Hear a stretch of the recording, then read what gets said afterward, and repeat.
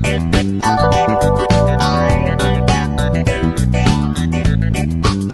teman-teman semuanya, kembali lagi bersama aku Mina Syarita di Bicara Tanpa Batas episode yang keempat.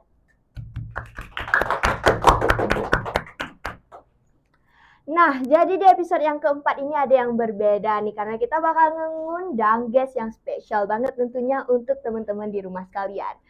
Oke, daripada penasaran, mari sama-sama kita sambut Bang Khalifi.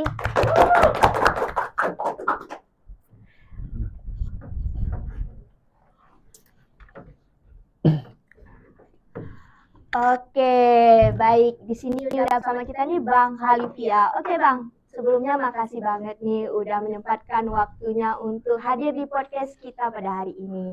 Nah, jadi nih teman-teman di rumah nih pada asing nggak sih dengan wajah-wajah baru ini? Coba deh Bang Khalifi ini perkenalkan diri dulu sama teman-teman yang ada di rumah nih. Halo, nama saya Muhammad Al-Khalifi ataupun sering dikenal dengan sebutan MP. Saya salah satu mahasiswa juga di kampus Universitas Islam Al-Aziziyah Samalanga. Dan alhamdulillah, terima kasih untuk tim-tim BTB yang telah mengundang saya untuk menghadiri acara podcast ini. Oke, terima kasih Bang Khalifi udah memperkenalkan diri. Jadi Bang Khalifi ini kuliah di apa Di kampus Universitas Islam Al-Aziziyah Samalanga. Oh, di Samalanga. Berarti itu sekalian ngaji atau gimana nih Bang? Sekalian mondok. Oh, sekalian mondok, sekalian kuliah. Mondok sambilan kuliah. Oh, jadi kalau boleh tahu udah semester berapa nih? Udah semester 6. Semester 6. Kalau terus jurusannya tuh apa Bang? Jurusan Komunikasi Penyiaran Islam. Oh, komunikasi juga guys, sama kayak kita ini ya, anak komunikasi. Yang kita tahu background Abang ini kan suka mendaki nih. Betul nggak? Oh, Betul. ini emang udah jadi hobi atau gimana nih Bang mendaki ini? Hobi sih. Betulnya awal mula mendaki itu gara-gara FOMO. Kalau misalnya bahasa istilah sekarang kan. FOMO gara-gara ada satu kawan yang ngeracuni untuk mendaki gunung. Oh, jadi awalnya tuh ikut-ikutan gitu? Ya. Terus keterusan Sampai sekarang. Ketagihan. Apa sih Bang yang buat Abang ketagihan naik gunung itu? Ini sobat-sobat BTB ini mau jadi motivasi gitu nih untuk naik gunung. Sebetulnya kan kalau misalkan kita dalam dunia pendakian tuh, yang terutama kalau misalkan dalam pendakian yang paling enak harus pas kawan sama cuaca. Kalau misalkan kawan nggak pas sama cuaca juga nggak pas, itu otomatis kita langsung trauma. Langsung drop ataupun nggak kepengen lagi untuk menikmati suasana alam sana. Karena terkadang orang-orang kalau misal kita lihat di dalam dunia pendakian, ada yang banyak karena FOMO dari ikut-ikutan kawan, ada juga dari patah hati. Ya, kalau misalkan putus cinta, kadang-kadang kita dengar, oh dia langsung naik gunung Burnitelong kah ataupun di Burnitelong, banyak seperti itu yang abang dapat. Soalnya kalau misalkan keindahan dari alam banyak di Aceh nih, apalagi kalau misalnya hutan-hutan di Aceh ini banyak yang tertutup. Nah, mungkin itu yang bisa abang dapat di pendakian gunung-gunung di Aceh. Jadi nih Bang, berarti kalau gunung-gunung pemula itu gunung apa nih? Burnitelong ya? Untuk orang yang baru-baru mulai muncak nih. Sebetulnya jangan langsung ke Burnitelong. Karena kalau misalkan pendakian Burnitelong tuh kan jalurnya kalau misalkan bagi pemula tuh udah ekstrim. Man kalau misalkan pengen mencoba Burnitelong nggak apa juga. Jadi dia kalau misalnya untuk pemula nih, untuk mungkin ada teman-teman di rumah nih yang pengen mau belajar muncak nih, cocoknya tuh kemana dulu dia? Ke bukit-bukit dulu. Boleh. Jadi bukit apa nih Bang? Bukit Lampisan itu cantik ya. Karena salah satu keindahan di Bukit Lampisan tuh nampak pemandangan di Kota Banda. Oh, berarti daerah Banda Aceh? Daerah Aceh Besar. Oh, Aceh Besar. Lampisan, nampak Kota Banda. Itu yang apa sih, Rihun apa kemarin tuh ya namanya? Yang bukit dia tapi nggak tinggi bukitnya. Siron. Itu bukan? Beda? Beda tuh. Kalau misalkan Siron tuh di daerah Indrapuri. Kalau misalkan Bukit Lampisan ini di daerah Pekanbadak. Memang jelas terus nampak Kota Banda Aceh. Ya, jadi kalau misalnya tingginya lebih oke ke Siron ini atau ke yang barusan abang bilang nih? Oh, Lempisang. Lebih bagus Lampisang. Lampisang. Lebih tinggi Lampisang juga. Catat ya teman-teman di rumah semuanya, kalau misalnya mau belajar muncak nih bisa ke Lampisang yang ada di Aceh Besar. Aceh Besar. Oke, jadi abang nih udah keliling gunung seluruh Aceh belum nih? Kalau misalkan gunung-gunung wisata udah habis semua di Aceh. Kalau misalkan gunung ekspedisi yang tertutup hutannya, kan ekspedisi sama gunung wisata kan ini beda nih. Kalau misalkan gunung wisata dia kan dibuka untuk umum. Kalau ekspedisi ini kita payah minta izin dari Kementerian Kehutanan. Itu kalau ngurus-ngurus ngizin itu tuh ke kantornya tuh di mana pusat kantornya? Pusat kantornya di BTN, Balai Taman Nasional Gunung Loser di Banda Aceh. Oh, berarti kalau misalnya mau ikut-ikut ekspedisi itu harus ke Banda Aceh. Ke Banda dulu. Bisa juga secara online juga kita. Oh, bisa langsung diurus secara online ya. Terus jadi selain selama abang mengelilingi gunung-gunung wisata yang ada di Aceh ini, apa aja sih tantangan-tantangan yang udah abang hadapi gitu, kayak sharing-sharing dong. Mungkin ada nih teman-teman yang nggak pernah muncak nih yang pengen tahu gimana sih rasanya muncak itu, bisa dong abang kasih tahu.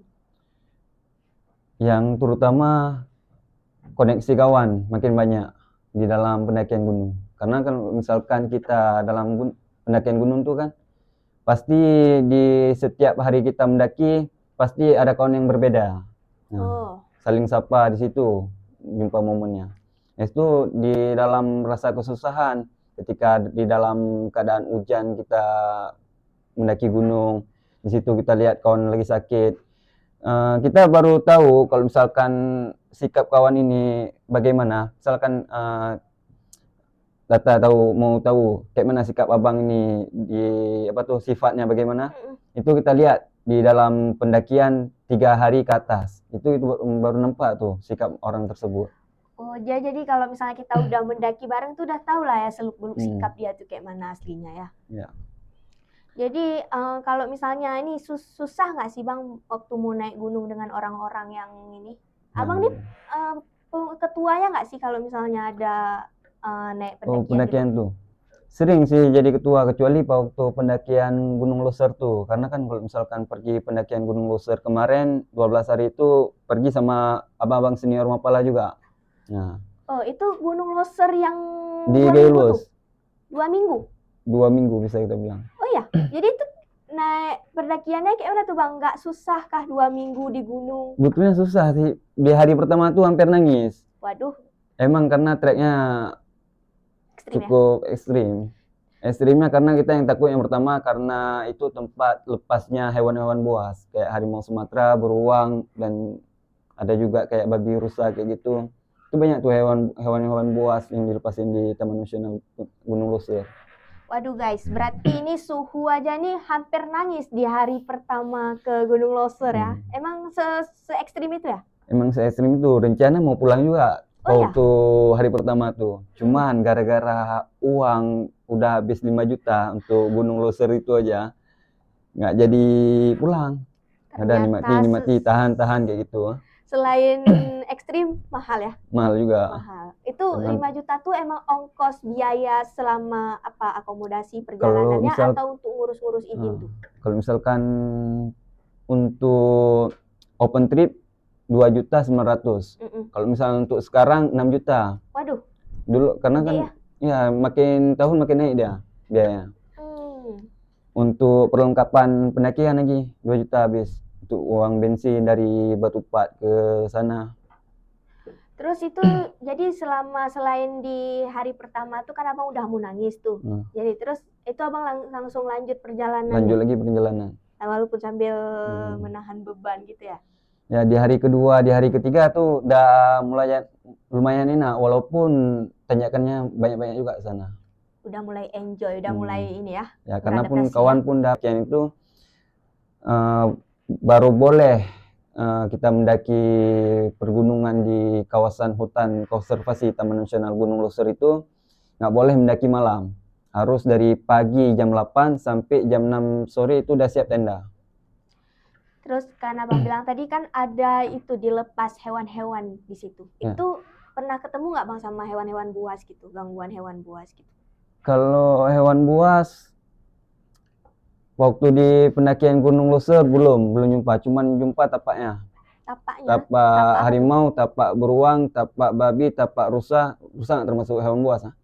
Tapak rusa, tapak apa lagi? Banyak tapak-tapak hewan buas itu. Nah itu abang nggak takut kah dengan tapak-tapak itu? Emang nggak ada kemungkinan kita bakal diserang dengan hewan-hewan buas yang ada di situ? Kan kita tuh memasuki rumah mereka tuh. Sebetulnya nggak takut karena ada gate, ada pemandu. Oh, pemandunya tuh apa nih, kebal? Bukan kebal juga.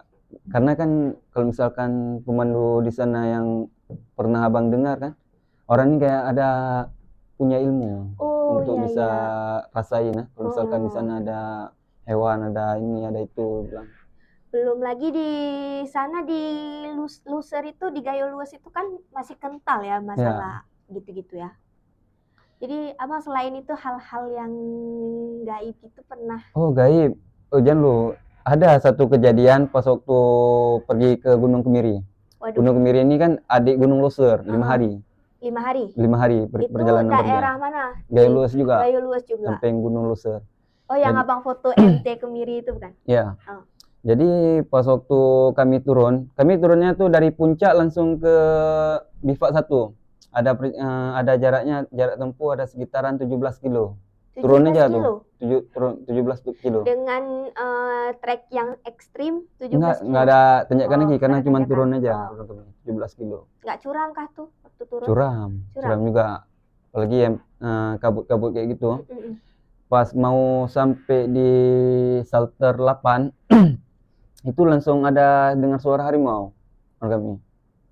Ngawur. Abang nggak dengar, kawan-kawan abang yang dengar, karena abang nggak fokus lagi untuk orang ini, udah fokus untuk diri sendiri karena udah capek. Udah capek ya? Beban pun banyak, logistik pun nggak habis. Logistik padahal kalau kami kok banyak barang logistik, tapi bisa juga nggak habis. Emang rencana mau buat makan enak lah, makan kayak hotel-hotel kayak gitu. Itu yang masak siapa, abang? Abang ada juga kawan-kawan bantu. Terus kayak mana tuh waktu dengar suara harimau? Waktu dengar suara harimau tuh dibilang sama gate kami ada punya gate 3 orang, Bang Ilyas, Bang Rizky, sama Bang Hamzah. Kita berhenti di situ. Nggak bisa. Itu ancaman-ancaman dari makhluk buas, makhluk gaib itu Mungkin memang karena orang kami terlalu ria. Oh iya, terlalu asik. kalau naik gunung itu dia harus pinter-pinter jaga sikap ya bang. Betul. Apalagi bahasa harus kita jaga. Itu. Nggak boleh ngomong. Itu banyak nggak sih bang pamali-pamali selama di gunung itu yang harus kita jaga? Yang misalnya kan ada tuh yang kayak kita lihat di cerita-cerita horor tentang gunung yang mistis-mistis itu, yang tiba-tiba ada pasar gitu karena salah pengucapan gitu. Abang pernah nggak ketemu pasar yang ada di gunung gitu? Ketemu pasar di gunung tuh nggak pernah. Oh. Tapi pernah kejadian sekali 2 kali pernah kejadian di Gunung Telong sama di Tujuh Bidadari. Tujuh Bidadari di gedung tuh, Samudra Pasir. Jadi pas waktu di Tujuh Bidadari itu, waktu itu malam, orang kami pergi bertujuh. Iya. Ada kawan abang namanya si Safwan. Jadi abang kan posisinya tuh kedua paling depan. Di depan abang ada si Syawal. Jadi si Safwan ini berhenti sebentar, ditanya sama Bang Wahyu. Tanya sama Bang Wahyu, Safwan kenapa? Bentar bang, tunggu si Syawal ada di belakang. Dia ada lihat Syawal di belakang, padahal Syawal di depan abang. Oh. Pernah ada lihat kayak bayangan Syawal kayak gitu. Itu yang kedua di Tujuh Bidadari, pas waktu mau tidur, kayak ada suara orang yang baru sampai. Itu abang bilang sama kawan, si namanya Dayat, orang gini. Kayaknya ada datang orang nih. Kayaknya kita nggak ada sendiri lagi nih, bilang kayak itu. Waktu paginya bangun, nggak ada orang juga. Itu kejadian. Itu yang kejadian di Burung Telong, kejadian pernah lihat anak cewek. Hantu cewek, bukan anak cewek. Di samping tenda orang kami pergi berlapan. 9 tahun berlapan, dalam lama tuh, 2023 kemarin. Pergi 9. Jadi orang kami buat 2 tenda. Di belakang tenda abang nih, duduk anak cewek. Abang lihat langsung berarti? Lihat langsung. Kayak gitu. Itu nggak ada bilang-bilang orang nih, takut orang nih panik ya. Oh, Iya, bilang. soalnya pernah dengar juga kalau misalnya kita lihat hal-hal kayak gitu di gunung, kita harus silent, nggak boleh ngomong, Nggak boleh ngomong. Iya. Boleh kita kasih tahu kawan. Kalau misalkan kawan kita ini nggak panik dia, nggak Oh. takut. Kalau panik takutnya nanti makin berantakan ya, Iya. takut kacau gitu suasananya ya. Jadi sejauh ini abang sering lah ya memimpin pendakian gitu. Memimpin pendakian, kalau pendakian bersama boleh. Kalau misalkan buat open trip tuh nggak bisa. Susah ya. Susah karena kan kalau misalkan open trip tuh tanggungan kita sendiri kita buat. Kayak perlengkapan pendakian, kayak apalagi kalau misalnya orang-orang sakit, nah. Kalau misalnya pendakian bersama, ini kayak kerja kelompok dia. Nah, bukan kita sendiri yang kerjain. Walaupun abang ketuanya. Ya. Berarti itu pintar-pintar lah pilih anggota yang ini. Emang Ya. ada nggak sih abang selama pendakian gitu dengan kelompok yang susah diatur, kayak teman-temannya tuh egois gitu kan, itu susah tuh untuk kita naik gunung dengan rekan-rekan tim yang kurang bisa beradaptasi dengan kita. Itu gimana tuh cara abang menanggulanginya? Kalau misalkan itu tergantung kepada ketua. Kalau misalkan kayak kejadian abang kemarin, pendakian Gunung Kemiri, ketegasan ada. Ya. Nah, harus kita tegas-tegas kita. Ada waktu bercanda, ada waktu untuk kita marahin. Kayak orang ini kadang-kadang lambat bangun, kita marahin, suruh packing barang cepat-cepat karena untuk kejar waktu. Karena kami waktu pendakian Gunung Kemiri kemarin bagi 3 kelompok. Nah, bagi 3 kelompok, kelompok depan, kelompok tengah, kelompok belakang. Jadi yang kelompok belakang ini kelompok apa? Ada nama istilahnya, lelek pintu. Jadi orang nih yang di belakang nih memang lambat selalu. Karena orang kami kan punya 3 gate nih ceritanya. Bang Ilyas di belakang, yang di tengah Bang Hamzah, yang di depan Bang Rizky. Kan puncak Loser tuh masih puncak Gayo Luwes. No. Kalau misalnya udah di Leuser tuh udah masuk di kawasan Aceh Selatan. Berarti Loser sama Leuser itu beda? Beda. Ada jaraknya 2 jam dari Loser ke Leuser. Yang paling tinggi Loser. Yang paling tinggi Loser. 3.400 mdpl. Kalau misalkan puncak Leuser ini 3.100 berapa entah? 3.115 mdpl entah. Berarti gunung tertinggi di Aceh itu Loser. Loser. Loser. Loser apa Loser bacanya? Loser. Loser. Loser, Leuser tanpa nama. Oh, Ada 3 puncak sana. Yang 3 puncak, yang puncak tanpa nama ini ada ekstrim juga atau enggak? Kalau misalkan puncak tanpa nama ini terlalu landai tempatnya. landai. Berarti walaupun dia tinggi nggak memakan waktu selama di Loser ini ya? Enggak makan. Paling dari simpang tanpa nama ke puncak tanpa nama itu ada sekitaran setengah jam orang kami pergi. Cepat ya? Cepat. Itu jalan santai tuh orang kami. Oh, jalan santai. Orang kami ada bawa anak cewek 1 orang. Kakak. Boleh tuh. Bisa kalau misalkan udah ada izin. Dia kan tenda sendiri dia. Ada fasilitas 1 tenda yang muat untuk 2 orang. Dia tidur sendiri di tenda tuh. Itu berarti dia satu-satunya cewek nih di trip. Satu-satunya cewek. Oh, berarti cewek juga boleh ya ikut naik Cewek boleh gunung juga. Loser itu? Boleh. Itu berarti nggak pakai guide lagi nggak? Pakai gate orang kami harus. Oh, Wajib harus. gate memang. Wajib. Karena kalau misalkan di Loser tuh memang banyak jalur dia. Takutnya Jalur kesesat. orang pemburu. Takutnya kita masuk di kandang orang pemburu pula. Berarti memang hewan liar tuh lepas ya? Lepas di situ? itu. Makanya orang-orang buru-buru rusa banyak di situ. Apalagi itu kan tempat bekas konflik dulu juga. Oh, di Loser itu? Ya. Konflik ini? Ya, Aceh. Gam. Oke. Terus ini juga Bang, jadi selain Loser itu ada nggak gunung ekspedisi lain yang udah Abang kunjungi? Kayak kemarin tuh air terjun Nulim. Nah, air terjun Nulim nih pernah kejadian sekali. Kawan abang yang kejadian. Lihat anak harimau. Kalau misalkan kita lihat anak harimau kan pasti ada mamanya dia kan? Iya. Nah, itu anak harimau, ular jumpa juga. Anak harimau? Anak harimau. Itu kayak mana? Maksudnya dia anak harimau itu berbahaya atau enggak dia? Betulnya nggak berbahaya. Kalau misalnya kita culik bahaya. Oh, datang Jadi mamanya. bahaya, datang mamanya. Berarti kalau misalnya waktu cuma dilihat habis itu anaknya lari gitu? Nggak lari, dia yang lari. Kawan abang yang lari. Kawan abang yang Takut. lari. Oh. Kan pasti nggak jauh dia dari mamanya. Itu berarti misalnya seandainya kita ketemu tuh sama mama harimau, ada kemungkinan kita bisa diterkam? Kemungkinan besar kalau misalkan dia nggak lapar nggak terkam. Kalau misalkan dia lapar pasti terkam. Berarti ini kita naik ekspedisi ini mempertaruhkan nyawa juga ya, Bang? Nyawa juga, tapi kan banyak orang yang heran kan, kenapa mau naik gunung? Buang-buang waktu aja, buang-buang uang, buang-buang Tenaga. itulah. Abang sampai sekarang belum tahu kalau misalkan apa nikmatnya naik gunung. Tapi abang suka naik gunung. Itulah, tapi abang suka naik gunung untuk cari nikmatnya aja. Tapi nikmatnya nggak tahu abang apa. Kalau misalkan nikmatnya cuma keindahan aja, kalau misalkan suasananya sepi kayak gitu, ataupun hutannya masih lumut, masih tertutup. Itu sunrise-nya cantik kali, ada lautan awan, itu ada sunset kayak gitu. Jadi itu emang secapek-capeknya kita kalau kita udah lihat pemandangan-pemandangan itu hilang lah capeknya ya, Bang. Tapi kalau misalkan orang pendaki gunung itu, yang baru betul kita lihat orang pendaki itu dari ekspedisi dia. Nah, kalau bukan dari dia mencari pemandangannya aja, bukan dia mencari view-nya aja, tapi dari dia mencari mengejar target ada. Misalkan kayak di Gunung Selawahagam nih.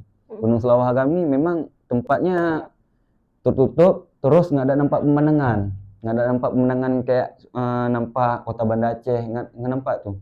Jadi ngapain orang? Cuman ada pilarnya aja situ. Nah, jadi terkadang orang kalau males pergi ke situ, karena apalagi dia kan Selawahagam ini pendek dia, 1.900 puncaknya. Oh, tadi kalau si Luset itu 3.000 ya? 3.000. Kalau misalkan di Buntelong 2.600 udah nampak view yang cantik. Tapi kalau misalkan orang betul-betul orang pendaki itu, pasti dia bukan mencari pemandangannya aja, bukan cari enak aja, pasti mau cari targetnya aja, puncak-puncak yang ada pilarnya juga. Berarti dia emang udah ada target yang mau dia penuhi ya. Untuk memang itu kepuasan dia tuh waktu dia mencapai target-target tersebut ya. Kalau yang di luar Aceh nih kita ngomong sekarang ini, kalau kita lihat-lihat di Instagram abang nih, ada nggak sih yang ke Bromo gitu? Itu ada ngedaki atau gimana tuh, Bang? Kalau misalkan ke Bromo kemarin ada, bukan mendaki. Oh. Cuma naik mobil Jeep tuh. Apa sih, off-road? Iya. Itu. Mobil tuh. Tapi kalau misalkan mendaki bisa juga nampak kawah Gunung Bromo. Jadi itu abang belum mendaki tapi naik mobil gitu ya. Kalau misalkan kita mendaki pun untuk melihat sunrise waktu subuh di kawasan Gunung Bromo tuh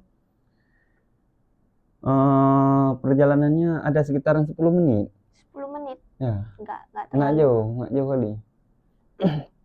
Jadi ini abang ada nggak sih target-target yang mau dipenuhi nih? Ada target. Rencana mau, kalau misalkan ada umur panjang, ada rezeki, rencana bulan depan ini keliling Sumatera. Wow, keliling Sumatera. Sumatera dulu habisin rencana. Itu mau keliling gunungnya ya, bukan Sumateranya ya, gunungnya. Itu tuh estimasinya berapa lama tuh menurut abang keliling Sumatera itu? Ada sekitar 1 bulan ya. 1 bulan. Siap tuh 1 bulan? Siap. Karena target cuma 6 puncak. Kalau misalnya nggak sampai 6 puncak nih, 3 ataupun 4. Puncak-puncak, mau kejar puncak Sumatera. Jadi nih abang ini kan cukup aktif ya di pendakian ini. Ini kok bisa sih abang membagi waktu, sedangkan abang ini jadi mondok, terus abang kuliah, terus abang juga aktif banget nih, mau muncak di sini, muncak di situ, keliling Aceh, keliling Sumatera. Itu tuh gimana abang membagi waktunya, kok bisa sih gitu? Mungkin teman-teman di rumah ini butuh nih tipsnya. Kadang dari kampus ke organisasi aja itu udah keteteran gitu.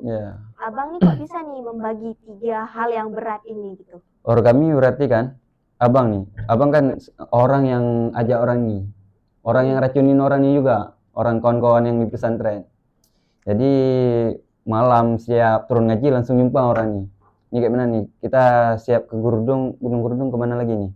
Ke Pesagop, bilang gitu, bilang orang nih. Ya udah atur jadwal terus, siap final, siap ujian ngaji, kita pergi. Kan kalau misalkan siap final tuh kan ada waktu break tuh.